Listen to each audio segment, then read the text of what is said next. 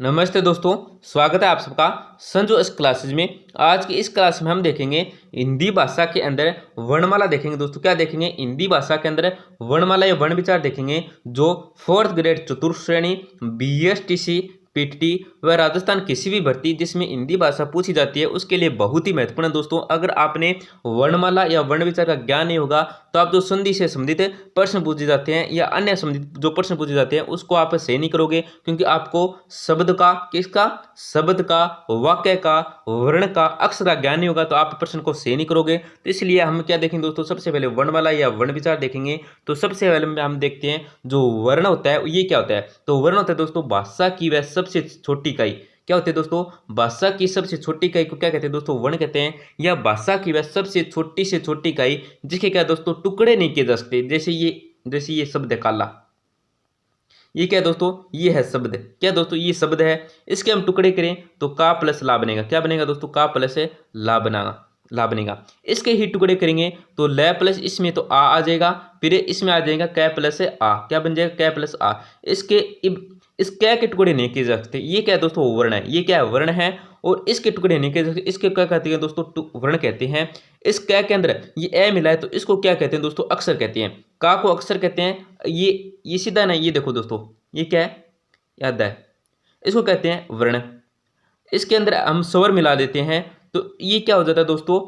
अक्षर हो जाता है और ये बन जाता है शब्द। ये क्या बन जाता है दोस्तों? शब्द बन जाता है। तो भाषा की सबसे छोटी इकाई जिसके क्या दोस्तों टुकड़े नहीं किए जा सकते उसे क्या कहते हैं? वर्ण कहते हैं। दोस्तों ये आपको ध्यान रखना है। दोस्तों प्रश्न कैसे भी आ सकता है। भाषा की सबसे छोटी इकाई कौन सी है? तो आ जाएगा वर्ण आ जाएगा, या शब्द आ जाएगा, वाक्य आ जाएगा, इस तरह से ऑप्शन आ जाएंगे। तो आपको क्या करना है दोस्तों? वर्ण कहलाते हैं। क्या कहते हैं दोस्तों? भाषा की सबसे छोटी इकाई कौन सी होती है दोस्तों? वर्ण होती है। ये आपको ध्यान रखना है दोस्तों। और माला का क्या अर्थ होता है दोस्तों? समूह होता है। क्या होता है दोस्तों? समूह है। इसमें आपको मैं एक उदाहरण देख के तो बताता हूँ दोस्तों। ये उदाहरण है दोस्तों, यहाँ पे नमय कमला है, या आप और कौन सा भी उदाहरण ले सकते हैं। मैंने यहाँ पे कमला उदाहरण दिया है। यहाँ पे ये देखो दोस्तों, इसका टुकड़े किए हैं दोस्तों। ये क्या? आधा क्या आएगा यहाँ पे? आधा क्या है? ये आ गया, फिर आधा मैं, फिर ए, फिर ले, फिर आ किसके बना? ए और ए से बना है। देखो के अंदर कै के अंदर आधा ये कै, इसके अंदर हम प्लस में ए जोड़ेंगे तो पूरा क्या बन जाएगा। फिर क्या मैं के अंदर ए जोड़ेंगे तो मैं बन जाएगा पूरा। और ले के अंदर आ की मात्रा जोड़ेंगे तो क्या बन जाएगा दोस्तों? ला बन जाएगा। ये बन गया दोस्तों शब्द। ये क्या बन गया? शब्द है। ये अक्षर है। ये क्या दोस्तों? ये है अक्षर। सॉरी, ये अक्षर नहीं है दोस्तों। ये क्या दोस्तों? अक्षर नहीं, ये है वर्ण। क्या है दोस्तों? ये है वर्ण। अक्षर कैसे बनेगा? अगर कै के अंदर क्या दोस्तों ए मिल जाएगा तो ये बन जाएगा अक्षर, फिर बन जाएगा दोस्तों शब्द। इस तरह से ये बनेगा। ये आपको ध्यान रखना दोस्तों। बहुत ही महत्वपूर्ण प्रश्न पूछे जाते हैं यहाँ से, तो आपको ध्यान रखना है दोस्तों। ये दोस्तों वर्णमाला में आगे देखते हैं दोस्तों। मुख्य रूप से जो भाषा की सबसे छोटी इकाई है वो कौन सी दोस्तों? ध्वनि है। मुख्य रूप से जो भाषा की सबसे छोटी इकाई होती है वो क्या होती है दोस्तों? ध्वनि होती है, जिसे हम मुख से बोलते हैं दोस्तों। ये क्या होती है दोस्तों? मुख्य रूप से होती है। ये क्या होती है दोस्तों? सबसे छोटी इकाई ये क्या होती है दोस्तों? ध्वनि होती है। ये आपको ध्यान रखना है। अब हम देखते हैं जो वर्णमाला है इसको क्या कहते हैं दोस्तों। वर्णमाला की परिभाषा देखते हैं। तो वर्णों का जो व्यवस्थित है सार्थक समूह वर्णमाला कहलाती है। दोस्तों की वर्णमाला किसे कहते हैं? वर्णमाला किसे कहते हैं? तो वर्णों का जो व्यवस्थित है सार्थक समूह होता है उसे क्या कहते हैं दोस्तों? वर्णमाला कहते हैं। ये आपको ध्यान रखना है। कैसे होता है दोस्तों? ये देखो, यहाँ पे हेमलता नाम है। यहाँ पे आप कैसे भी लिख सकते हैं। रमेश लिख सकते हैं, कविता लिख सकते हैं, सोनिया लिख सकती हैं, संजय लिख सकते हैं, या आप विनोद लिख सकते। कैसे भी नाम लिखता है। मैंने हम यहाँ पे हेमलता नाम लिखा है। तो यहाँ पे आप देखते हैं दोस्तों हेमलता। क्या है दोस्तों? हेमलता है। यहाँ पे है निकल गया दोस्तों। है के आगे क्या है दोस्तों? ए है। क्या दोस्तों? हे बन जाता है। फिर मैं के अंदर क्या दोस्तों? ए निकल जाता है तो क्या बन जाता है? तो पूरा मैं बन जाता है। लेबन ए से बनेगा दोस्तों। यहाँ पे आधा है के अंदर ए की मात्रा जोड़ेगी तो इस तरह से बन जाएगा। ये देखो हे बन गया। फिर क्या है दोस्तों? मैं आधा मैं, ये क्या दोस्तों? वर्ण है। वर्ण के अंदर स्वर जुड़ेगा तो क्या बनेगा दोस्तों? अक्षर बनेगा। तो पूरा मैं बनेगा दोस्तों। ये इस तरह से, ये देखो पूरा मैं बन गया। ए की मात्रा बन गई तो क्या बन गया दोस्तों? पूरा मैं बन गया। फिर क्या है दोस्तों? ल है। ये देखो ल, आधा ल, ये क्या दोस्तों? वर्ण है।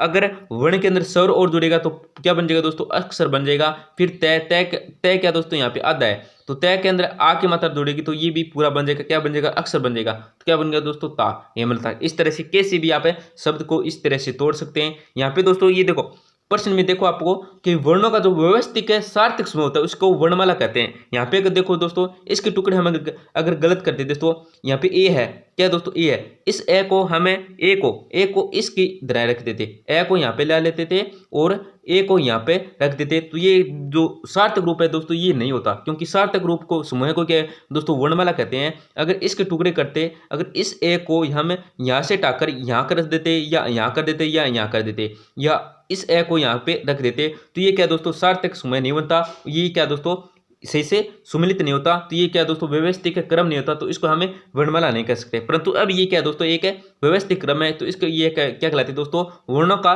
जो व्यवस्थित सार्थक समूह होता है उसे क्या कहते हैं दोस्तों, वर्णमाला कहते हैं। ये आपको ध्यान रखना, वर्णमाला किसे कहते हैं, तो वर्णों का जो व्यवस्थित सार्थक समूह होता है उसको क्या कहते हैं दोस्तों, वर्णमाला कहते हैं। यहाँ पे आपको एक और ध्यान रखना है दोस्तों, अक्षर व्यंजन और स्वर का आपको ध्यान रखना है दोस्तों। यहाँ पे ये देखो दोस्तों, यहाँ पे मैं क्या लिखता हूँ, ये क्या लिख लिया, इसके अंदर मैंने ये देखो अलंत लगा दिया, ये क्या दोस्तों आधा क है, क्या दोस्तों आधा क है। यहाँ से इसको कहते हैं दोस्तों वर्ण, इसको क्या कहते हैं दोस्तों वर्ण है, इसको क्या कहते हैं दोस्तों वर्ण कहते हैं, क्या कहते हैं वर्ण कहते हैं। इसके अंदर क के अंदर अगर ए की मात्रा जुड़ जाती है तो ये क्या बन जाता है दोस्तों, अगर ए की मात्रा जुड़ गई, ये आधा क नहीं है ये पूरा क है, इसके अंदर ए की मात्रा जुड़ गई तो ये क्या है दोस्तों अक्षर है, ये क्या दोस्तों अक्षर है, क्या है अक्षर है। और ये तो क्या है, क्या ये क्या है, इसके अंदर हम निकालें तो ये देखो इसके टुकड़े करें इस तरह से, टुकड़े हो गए प्लस में। अगर ये तो क्या है दोस्तों अक्षर है, ये है वर्ण और ये है स्वर और ये व्यंजन है, इसको वर्ण भी कहते हैं क्योंकि ये क्या है वर्ण है पर व्यंजन है, ये व्यंजन है दोस्तों, ये वर्ण है, ये इसको क्या कहते हैं दोस्तों वर्ण कहते हैं पर है व्यंजन, व्यंजन है, ये क्या है दोस्तों स्वर है, ये भी आपको ध्यान रखना है। आगे और देखते हैं दोस्तों, वर्णमाला में हम देखते हैं दोस्तों भाषा की सबसे छोटी सार्थक इकाई शब्द है, भाषा की जो सबसे छोटी सार्थक इकाई, पहले हमने देखा दोस्तों वर्ण किस कहते हैं, तो ये क्या है दोस्तों अक्षर है, ये वर्ण है। अगर हलंत हटा देते हैं ये तो क्या है दोस्तों अक्षर है और यहाँ पे नीचे लगा देते हैं आधा कर देते हैं, ये क्या है दोस्तों वर्ण है और ये क्या है दोस्तों अक्षर है। और इनका जो सार्थक रूप होता है, ये जो सार्थक रूप होता है उसे क्या कहते हैं दोस्तों शब्द कहते हैं। भाषा की जो सबसे छोटी सार्थक इकाई होती है उसको क्या कहते हैं दोस्तों शब्द कहते हैं। सार्थक इकाई देखते हैं, ये देखो काला या माला, मैं यहाँ पे माला लिख देता हूँ, क्या लिख देता हूँ माला, ये लिख दिया मैंने माला, माला लिख दिया।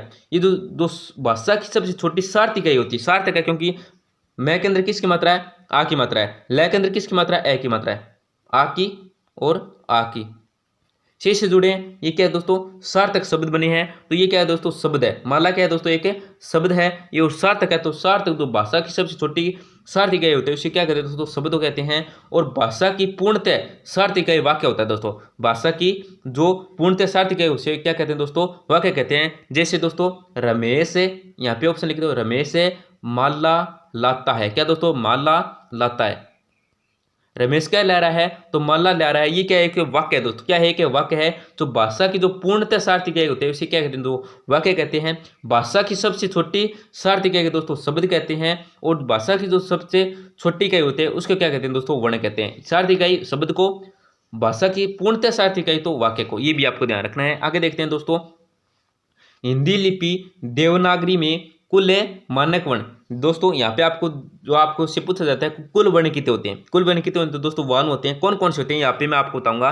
तो हिंदी लिपि देवनागरी में जो कुल मानक वर्ण होते हैं वो कितने होते हैं दोस्तों 52 होते हैं। और मूल वर्ण अगर आपसे पूछे प्रश्न कैसे भी आ सकता है दोस्तों, मूल वर्ण पूछे तो मूल वर्ण होते हैं दोस्तों 44। कौन कौन से होते हैं ये भी आपको मैं बताऊंगा।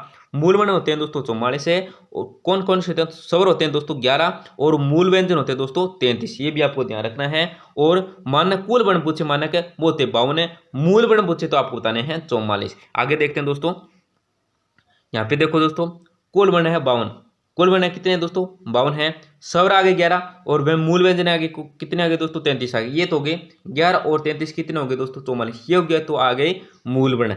जैसे ए आ ई उ, ये आगे कै ख ग डै पै फ ब मैं च छ ज ये ट ठ ये आ गए दोस्तों मूल वर्ण स्वर और मूल व्यंजन। यहाँ पे दोस्तों दो आ जाते हैं अयोगवाह स्वर, क्या आ जाते हैं दोस्तों दो अयोगवाह ए और अंग। यहाँ पे अब नहीं आएगा दोस्तों अंग आएगा ए और अंग, ये क्या आगे दोस्तों अयोगवाह स्वर। और संयुक्त व्यंजन आगे दोस्तों 4 अक्ष त्र ज्ञ स्र। और उत्क्षिप्त व्यंजन आगे दोस्तों 2 ड और डै डे और डे, ये कितने आ गए दोस्तों 2 आ गए तो 44 है। देखो यहाँ पे मूल स्वर 11 आ गए और मूल व्यंजन आ गए 33। तो मूल वर्ण कितने हैं दोस्तों? 44 है, 33 और 11। इसमें हम 2 और मिला देते हैं दोस्तों, कितने हो गए? 46 हो गए। 4 और मिला देते हैं तो कितने हो गए दोस्तों? 50 हो गए। और 2 और मिला देते हैं ये, तो कितने हो गए दोस्तों? 52 हो गए। कितने हो गए दोस्तों? 52 हो गए। तो कुल वर्ण पूछे आपसे कि देवनागरी लिपि में कुल मानक वर्ण या कुल वर्ण कितने होते हैं हिंदी भाषा के अंदर? तो कितने होते हैं दोस्तों? 52 होते हैं। मूल वर्ण पूछे तो कितने होते हैं दोस्तों? 44 होते हैं। स्वर से पूछे तो 11 होते हैं दोस्तों, और व्यंजन से पूछे तो 33 होते हैं। ये भी आपको ध्यान रखना है दोस्तों। और आगे देखते हैं दोस्तों, जो महत्वपूर्ण प्रश्न बनते हैं तो वो देखते हैं आगे। वर्णमाला के अंदर दोस्तों आगत वर्ण देखते हैं हम। जो आगत वर्ण होते हैं वर्णमाला के अंदर वो देखते हैं हम दोस्तों, आगत वर्ण। तो आगत स्वर होते हैं। आगत स्वर की दोस्तों ए होता है। क्या होता है दोस्तों? ए होता है। आगत स्वर क्या होता है दोस्तों? ए होता है, एक होता है। क्या होता है दोस्तों? एक होता है ओ। ये क्या है दोस्तों? अंग्रेजी भाषा होता है। किसका होता है? तो अंग्रेजी भाषा का होता है दोस्तों ओ। ये भी आपको देखना। आगत स्वर होता है। और गृहीत व्यंजन, इसमें जो गृहीत व्यंजन होता है वो होते हैं दोस्तों 5 होते हैं। कैसे होते हैं? कै के अंदर कोमा होती है दोस्तों, कै के अंदर नीचे क्या है दोस्तों? अनुस्वार या कोमा होती है। इसको क्या कहते हैं दोस्तों? गृहीत व्यंजन कहते हैं। और ये फारसी भाषा कहते हैं। किसके होते हैं दोस्तों? फारसी भाषा के होते हैं। और जो लास्ट में होता है 3 नंबर वो होता है दोस्तों अमानक वर्ण। क्या होते हैं दोस्तों? अमानक वर्ण कितने होते हैं दोस्तों? 1 होते हैं। आपसे पूछे कि अमानक वर्णों की संख्या कितनी होती है तो कितने होते हैं दोस्तों? 1 होती है। जैसे हम लिखते हैं दोस्तों झ, और परंतु ये इस तरह से लिखा होता है। क्या इस तरह से होता है? इसको हम लिखते हैं तो इस तरह से लिखते हैं, परंतु इसको हम इस तरह से लिखने लगे, परंतु इसका जो स्वरूप होता है वो इस तरह से होता है। ये भी आपको ध्यान रखना है। परंतु हम इसको इस तरह से लिखने लगते हैं। आपसे पूछे कि अमानक वर्ण की संख्या कितनी होती है तो 1 होती है दोस्तों। गृहीत व्यंजन की संख्या कितनी होती है दोस्तों? 5 होती है। ये हो गई कै, ख, ग, घ, ज। इसके नीचे क्या होती है? कोमा होती है। इसको क्या कहते हैं दोस्तों? आगे इसी कड़ी में आपको मैं दिखाऊंगा दोस्तों। आगत स्वर कितने होते हैं दोस्तों? 1 होते हैं। आगत स्वर की संख्या 1 होती है। अमानक वर्ण की संख्या 1 होती है। गृहीत व्यंजन की संख्या 5 होती है। ये फारसी भाषा के होते हैं। ये भी आपको ध्यान रखना है। आगे मैं आपको दिखाता हूँ। ये जो कोमा होती है दोस्तों, इसको क्या कहते हैं दोस्तों? ये देखो दोस्तों, इन्हें स्वर होते हैं। यहाँ पे दोस्तों अगर कोई व्यंजन है दोस्तों, कोई भी अक्षर है, यहाँ पे मैं लिख देता हूँ। इसके अंदर ये जो टिमकी लगी होती है, क्या कुछ भी आप कह सकते हैं। इसके अंदर ये जो ऊपर टिमकी होती है, ये देखो ऊपर टिमकी लगी होती है, उसको कहते हैं दोस्तों अनुस्वार। क्या कहते हैं दोस्तों? अनुस्वार कहते हैं।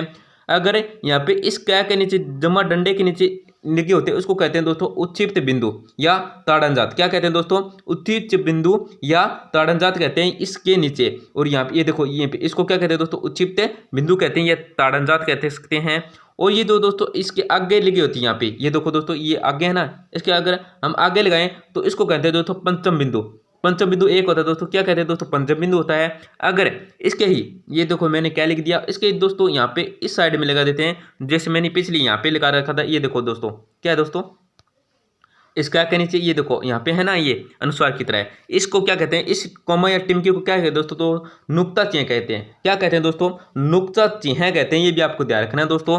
यहाँ पे ये देखो अक्षर है, इस अक्षर के नीचे यहाँ पे होगा, इसको नुक्ता चिन्ह कहते हैं। क्या कहते हैं दोस्तों? ये देखो यहाँ पे मैं क्या लिख दी, ये क्या लिख दिया ना, इसके यहाँ पे होगा, इसको नुक्ता चिन्ह कहते हैं। इसको पंचम बिंदु कहते हैं। इसको उत्क्षिप्त बिंदु या ताड़नजात कहते हैं। और ये ऊपर होगा ना, इसको कहते हैं दोस्तों अनुस्वार। ये आपको ध्यान रखना है दोस्तों। यहाँ पे बहुत ही महत्वपूर्ण प्रश्न बनते हैं दोस्तों। मैंने आपको पार्ट नंबर 1 करा दिया दोस्तों, महत्वपूर्ण प्रश्न बनतों का, एक एक टॉपिक के साथ है और नोट्स की तरह। क्या दोस्तों? आप इसको नोट्स की तरह अपनी कॉपी में लिख सकते हैं दोस्तों। बिल्कुल ही बारीकी से कराया दोस्तों। अगर कोई पॉइंट आपको समझ में नहीं आया तो आप वो कमेंट कर सकते हैं। और आपको कमेंट में जरूर बताना है दोस्तों क्लास कैसी लगी और आपको किससे संबंधित और वीडियो चाहिए। हम कल लाएंगे दोस्तों पार्ट नंबर 2 लाएंगे। ये पार्ट नंबर 1 था, कल लाएंगे दोस्तों पार्ट नंबर 2।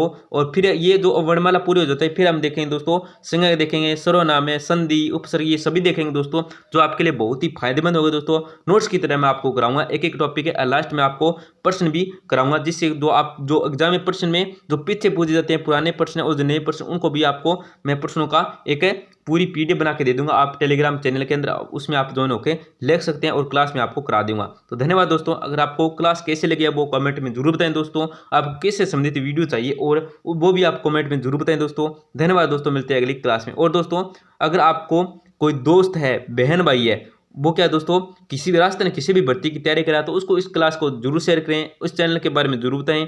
चैनल का नाम है दोस्तों संजू एस क्लासेज, क्योंकि इस चैनल पर हम राजस्थान जी की क्लास के साथ क्या गए थे दोस्तों, संस्कृत व हिंदी की क्लास भी अपलोड करते हैं दोस्तों, जिसको उनका जरूर फायदा होगा दोस्तों। तो धन्यवाद दोस्तों, मिलते हैं अगली क्लास में।